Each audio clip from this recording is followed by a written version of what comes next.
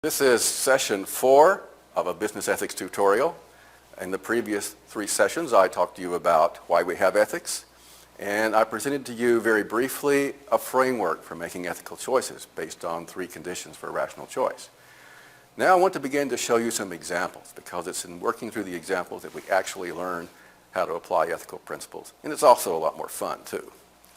So this time I'm going to take you through 6 relatively easy examples to show how this stuff works out in practice. In the last 2 sessions, we'll look at more complicated case studies in the business world.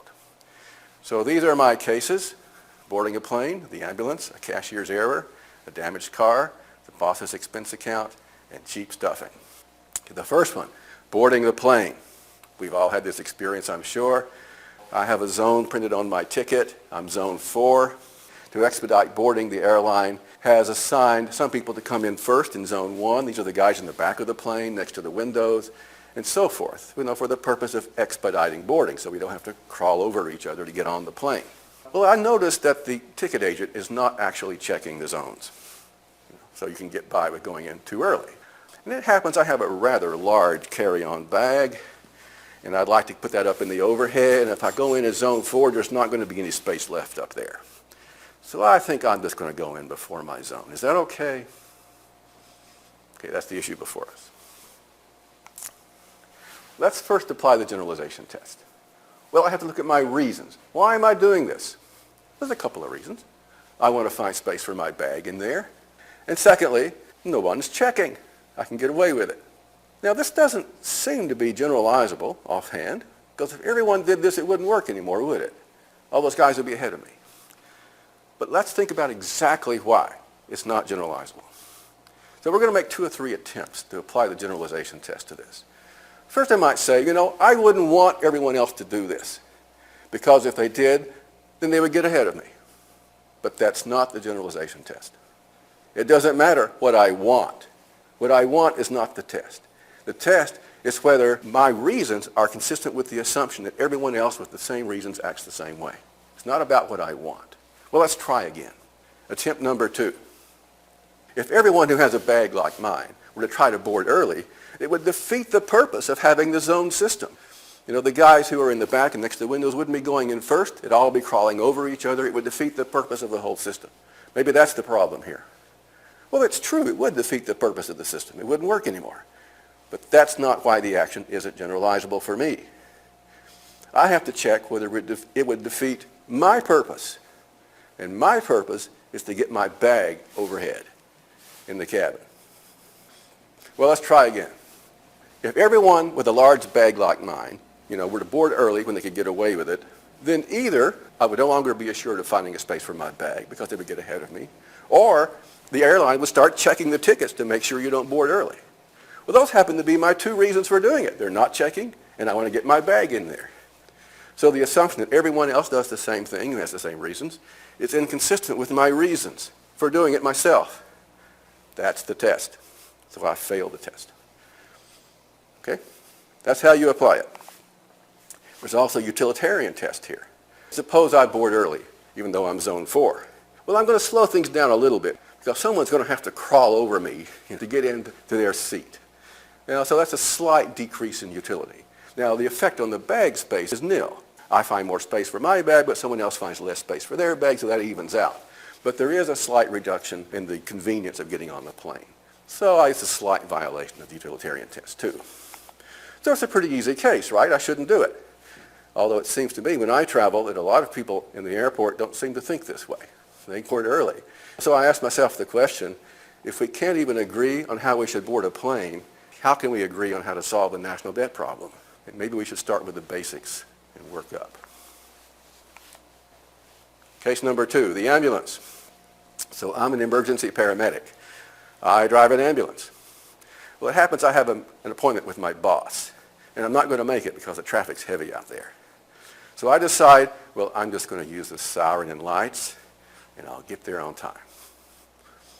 Is that ethical? Well, it's probably illegal. Let's suppose, for the sake of argument, it's legal. I just want to know if it's ethical. Now, you're saying, of course it's not ethical. Well, why? Why isn't it? Let's look at it. Let's try the generalization test first. What are my reasons? The siren will get me there on time. Otherwise, the traffic is too heavy and I'll be late. And secondly, I'm supposing, I guess, that no one's going to know. Let's generalize. Suppose that every emergency medical worker who has an appointment with the boss and there's heavy traffic and won't get caught decides to turn on the siren. Now, how often did this happen? Well, maybe once or twice a year in a given city. So is this going to cause a problem? Are people going to get cynical about ambulances and not pay attention to the siren?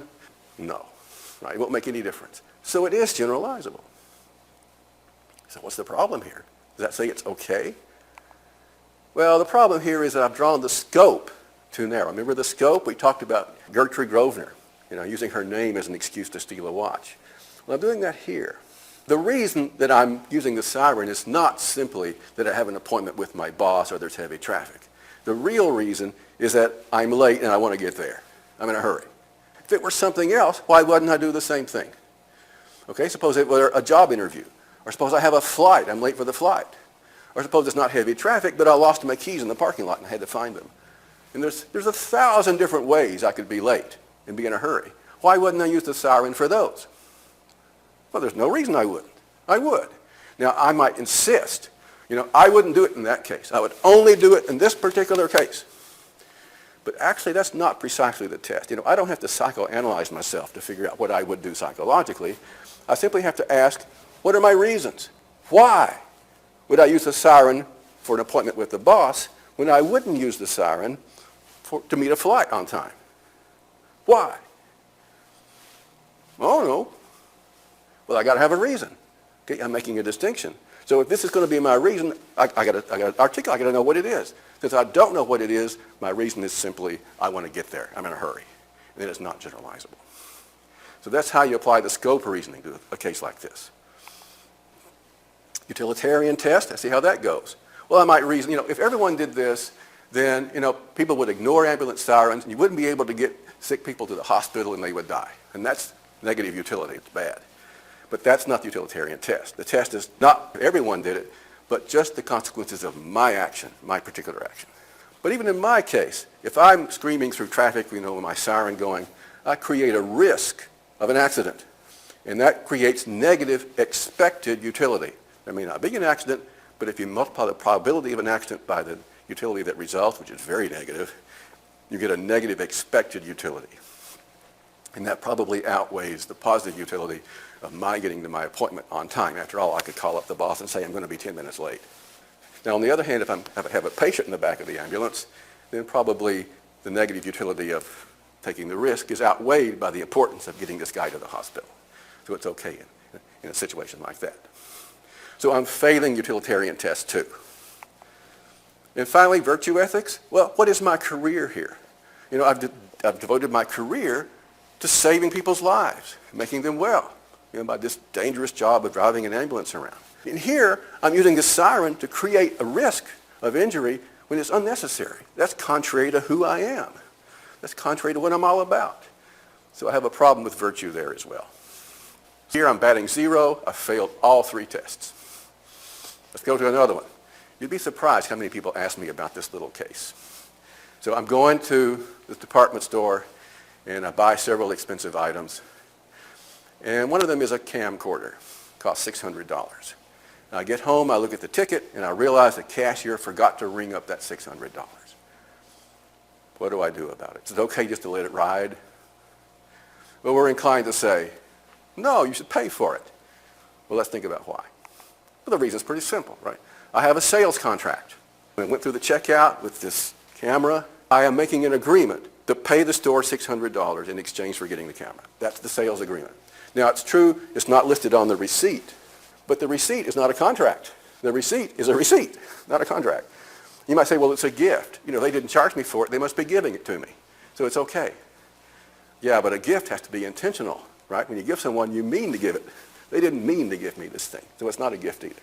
It's just a mistake on their part. Nonetheless, I haven't honored my terms of the contract until I pay for it. So that's very simple. Okay, so far so good. Now, suppose it's not a $600 camcorder, but a 25-cent pack of gum. Now what? If I get home and I find out I didn't pay for a 25-cent pack of gum, am I supposed to get in my gas-guzzling SUV and drive all the way across town and pay for this 25-cent pack of gum? No. Why? A contract is a contract. It shouldn't matter what the amount is, if I'm serious about this ethics stuff. Well, remember that you can nullify or change a contract by mutual consent, and that's generalizable. So suppose I were to ring up the manager of the store and say, you know what, I didn't pay for that 25-cent pack of gum. Is it okay if I just keep it? What would he say? He'd say, sure, don't worry about it. In other words, I have mutual consent.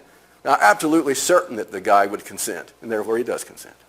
Now, if it's a $10 item, I'm not so certain, I gotta check it out.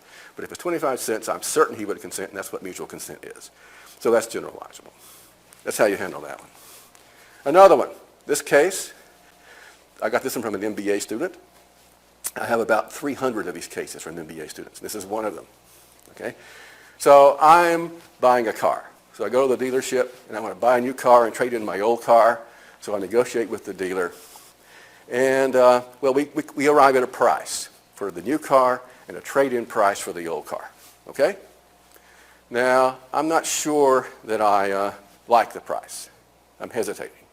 So the salesman says, hey, why don't you take this lunch voucher, drive down the street to the restaurant, have a nice lunch, think it over, then come back and let me know.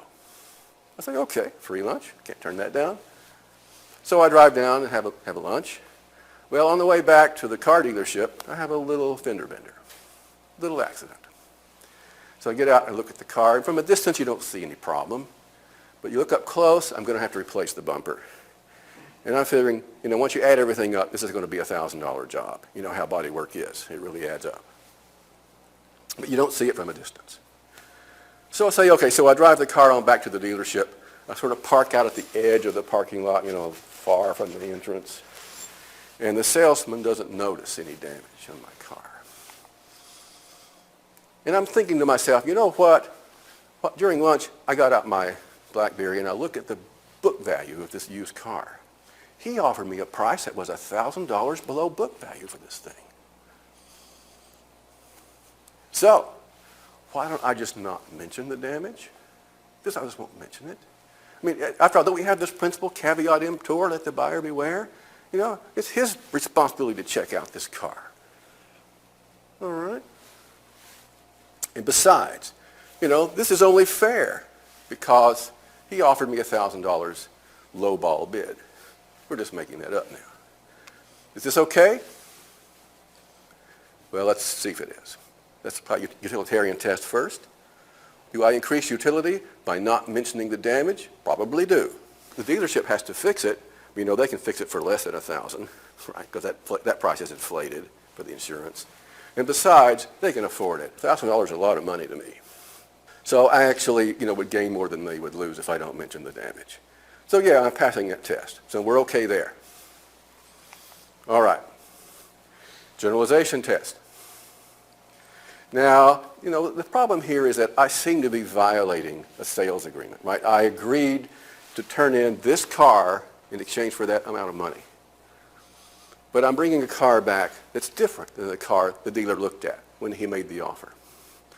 Now, I may argue, suppose I hadn't had the accident.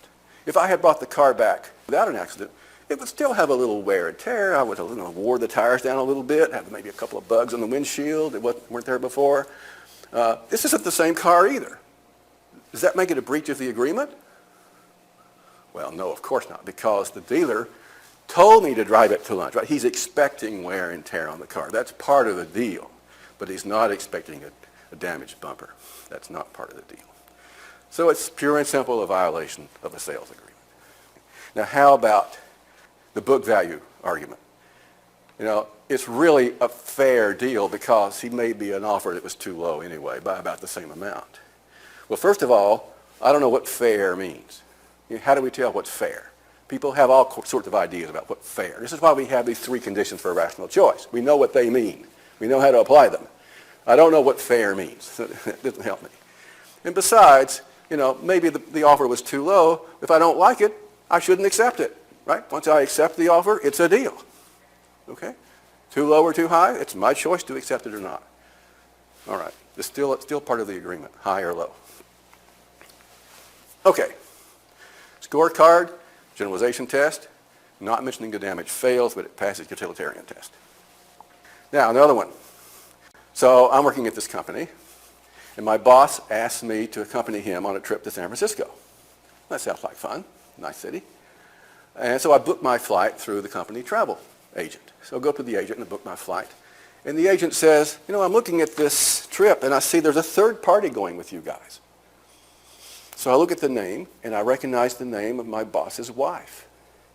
Now, she has a different surname than my boss, so the agent doesn't realize what's going on. But I know what's going on. He's taking her along for a little holiday at company expense. What do I do about this? Just let it ride? Should I report it to the company? You wouldn't believe how many instances of this dilemma I get in my classes. It happens all the time. What do you do when the boss is, doing something questionable? All right. There are two issues here. The first one is the boss doing something unethical? That's the easy one.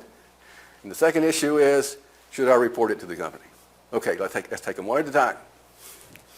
Okay, first one. Is the boss doing something unethical? Well, he's deceiving the company, right? He's leading the company to believe that this third party is there for business reasons.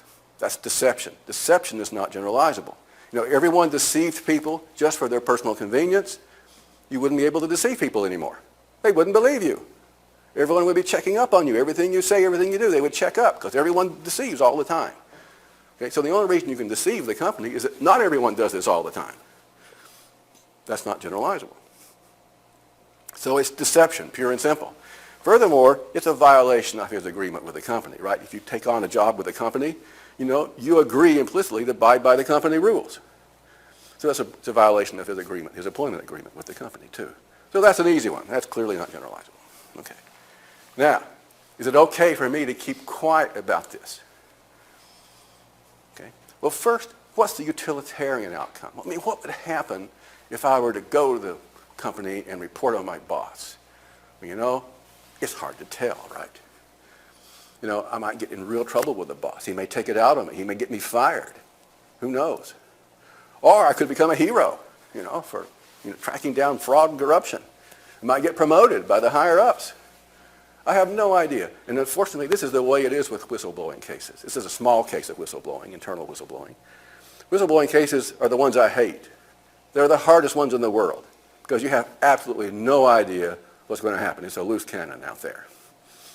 The whistleblowing cases are horrible. This is a small one. So from a utilitarian point of view, it's just completely unpredictable. No matter how much I research it, I'm not going to know what's going to happen, probably. So we have to say we passed that test because it's not unreasonable to assume that I would maximize utility by keeping quiet about this. There's no good reason to say otherwise. All right. Is this generalizable to keep quiet about it? Well, if it's part of my job to monitor the accounts of the company, then of course it's not generalizable because I have an agreement with the company, part of my employment agreement, to keep track of these things. But it's not part of my job. It's not part of my job. There are other people who do those things. Given that, let's generalize. Let's suppose that employees never were to report on their boss about routine padding of the expense account. Employees never report on their bosses about that. Would they still be able to achieve the purposes of not reporting? Well, what's the purpose? The purpose, I guess, is to stay out of trouble and not get fired. Would they still be able to stay out of trouble and not get fired if employees never reported on their bosses cheating the company on expense accounts? Well, sure. Sure they would. There are mechanisms to catch this. The company's not going to go bankrupt. So, yeah, it is generalizable. Okay. So I can go to San Francisco and have a good time and forget all about my boss and what he's doing. Now, you can't extend this to other cases, right? So if I find out, that the company controller is cooking the books and there's nobody around whose job it is to check this, and I happen to know about it, and if people never reported such things, such high-level fraud, we start having Enrons and things like that, it would destroy the economy, okay, that's different. But in the case of a boss's expense account, it's generalizable. The scorecard here, not saying anything, passes all the tests. Now, there might be a virtue ethics question. Well, there is a virtue at stake. I have some loyalty obligations to my boss, perhaps. Okay. But, loyalty would actually encourage me not to speak up. So I'm okay there. You might argue I have a loyalty obligation to the company. I should be loyal to the company by speaking up. No. Loyalty only applies to human beings. You're loyal to human beings, not to organizations. Okay? So there's no such thing as loyalty to a company. I'm sorry. It's not there in virtue ethics. Only to human beings. Because, you can be human without having any loyalty to organizations. Right? You may not even be a member of an organization. You can still be human. That's the reason.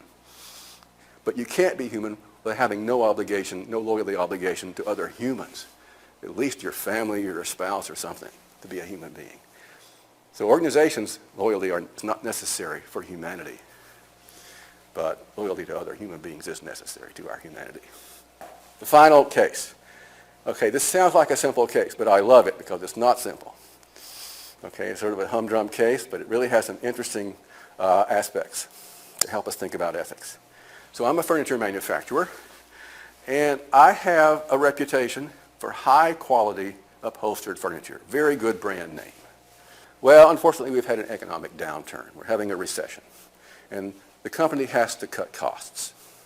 So the company's going to decide, we're going to put some cheaper stuffing in those sofas. A cheaper grade of stuffing that we've been using before. Now, customers have come to expect high quality out of our furniture. They know this furniture will last because the stuffing is high quality. But we're going to substitute, without saying anything, we're going to substitute cheap stuffing and sell it under the same brand name for the same price. Now, just to make this clean, I'm going to suppose that we have never said in our ads, in our promotional material, in our conversations with customers, we have never claimed the stuffing is high quality. It's just that customers know, they have found out over the years it's high quality because it holds up. So the issue here is whether it's ethical for me to betray my brand name in some sense by substituting low quality. So I'm not saying anything false here. I'm not going against my advertising. I'm simply changing the quality inconsistent with the brand name. Is that ethical? Okay, let's have a look at that. Well, an underlying issue obviously is whether it's deceptive. Okay, am I deceiving the customer by doing this? And generally deception, as we said before, is not generalizable. Now, to deceive someone, you don't actually have to tell a lie. Okay? Deception is causing someone to believe something that you know is false. Okay, so for example, if I get a lab report from my doctor, and the doctor, when he sent these lab reports, he looked over them, says, well, they all look good, you're healthy, except for that spot on the chest x-ray. Ooh, cancer. You know what? I'm going to leave that one out. I'm not going to get the guy upset. So I get this lab report and everything is hunky-dory. Okay? Everything in that report is true. The doctor is not lying to me, but he's deceiving me. He's leading me to believe I'm healthy when he knows that that's false. Okay, that's deception. Okay? So you can deceive without lying. Is that what's going on here? Are we deceiving the customer without actually lying to the customer? So we've got to address that issue. Well, we are if the customer would expect us to update them on the quality of the stuffing. Let me tell you what I'm talking about. Suppose, for example, that you ask if you can come see me in my office. And I say, yeah, tomorrow I'll be in the office all day. You can come see me. Well, tonight I changed my mind. I'm not going to be here. But I neglect to tell you about it. Okay? I know you're coming, and I don't tell you about it.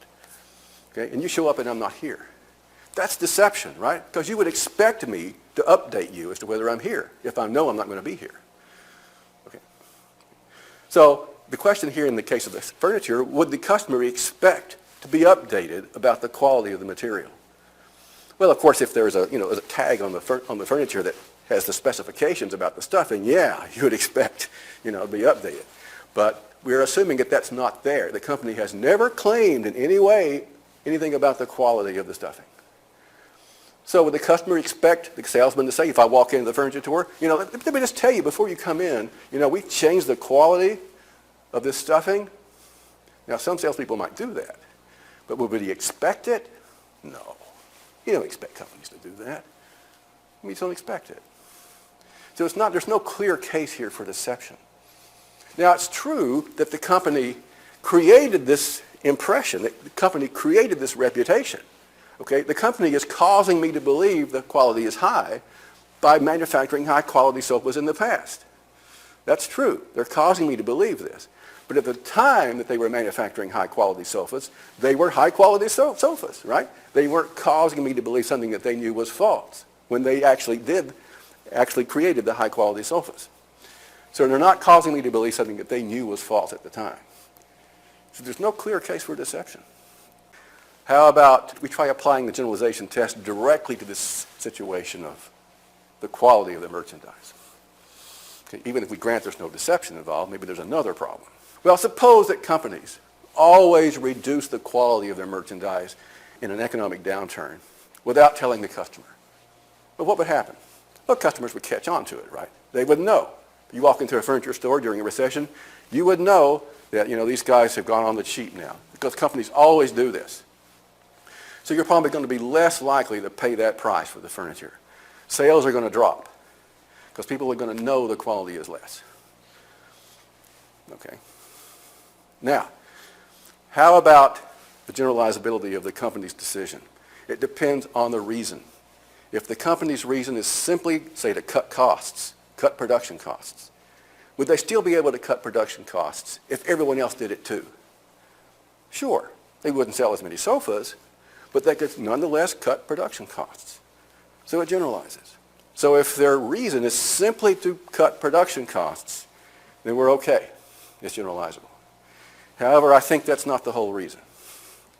Okay, part of the reason is that they want to cut production costs and maintain the sales. That's why they're not saying anything about it. Okay? And that's not generalizable, because if everyone did this, they would not be able to maintain the sales. The customers would be wise to it. So they can get away with this only if their reason is simply to cut production costs, even if sales would drop. So what do we have to say? Their reason is generalizable if they would still be willing, to reduce the quality without saying anything, if sales were to drop, if they did that, to the same extent they would drop if all the other merchants did the same thing. Got that? Okay, I'm going to read the slide because it's a little bit hard to follow. The company can ethically reduce quality without alerting customers if the company would still be willing to reduce quality if this caused sales to fall to the level that would result if all sellers did the same. If that's true, if they would still do it, even under that condition, then their reason is simply to cut production costs, and the action is generalizable. That's how you tell. So the conclusion is a little bit complicated, isn't it? Sometimes it gets complicated. So that's today's session. Next time we're going to look at some business case studies. See you then.